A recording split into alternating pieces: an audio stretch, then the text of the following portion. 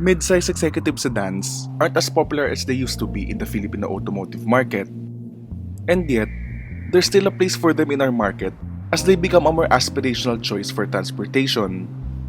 This new Toyota Camry is further proof of that aspirational choice.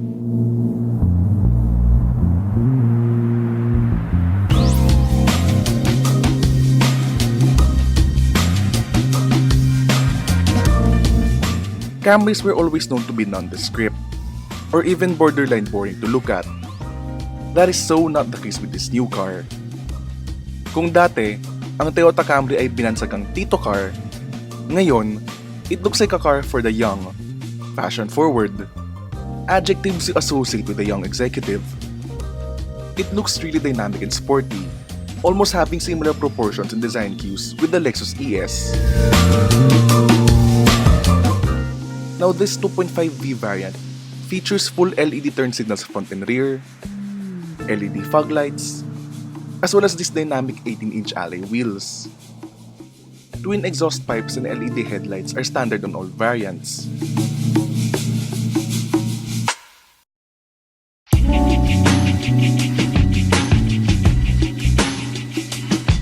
The interior is extremely luxurious and spacious, especially at the back seats, featuring electronic recline, as well as rear sunshades, and its own climate control system. The front passenger seat can be electronically moved forward for infinite amounts of legroom for the rear passenger. Do note that these executive back seats are only for the 2.5V variant.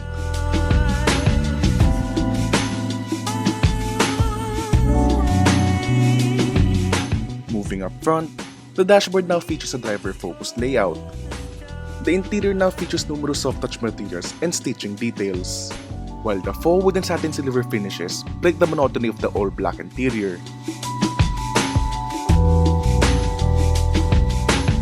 Unfortunately, this Toyota 2D infotainment system sort of ruins the sleek interior design. It doesn't sit flush to the dashboard, plus the infotainment system isn't exactly nice to use. Surprisingly for an executive sedan, the Toyota Camry doesn't have a rear camera as standard. Instead, this is a dealer-fitted option. At least you get front and rear parking sensors, and other luxuries such as this electronically adjustable steering column, and a large color heads-up display. Under the hood of the Camry is a 2.5-liter inline-4 petrol engine, which produces these numbers. It's a carryover engine from the previous generation model.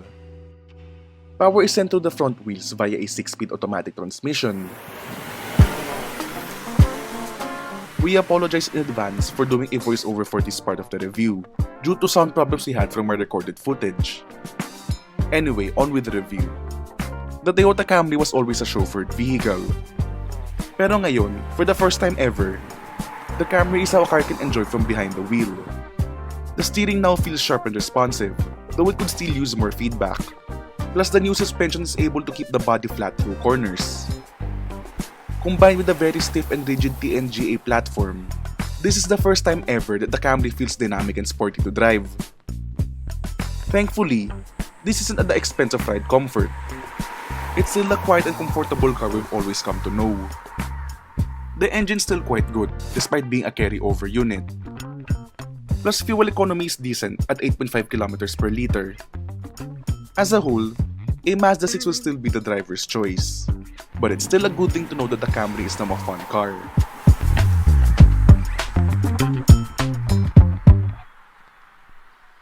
Pricing for the Toyota Camry starts at a little over 1.8 million pesos, which gets the 2.5G variant.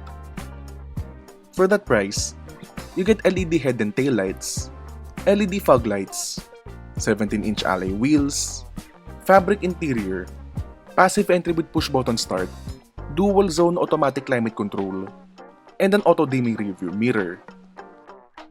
This 2.5V variant is a little under 2 million pesos. And this gets the plush rear seats, electronically adjustable front seats and steering column, power folding mirrors, full leather interior, a large head-up display, rear sunshades, 18-inch alloy wheels, and a larger multi-information display. The Toyota Camry is a car that you'd like to drive, but at the same time would like to be driven in.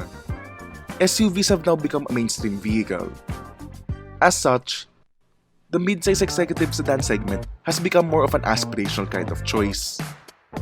The new Toyota Camry is at the forefront of this segment, essentially giving a taste of what a Lexus feels like.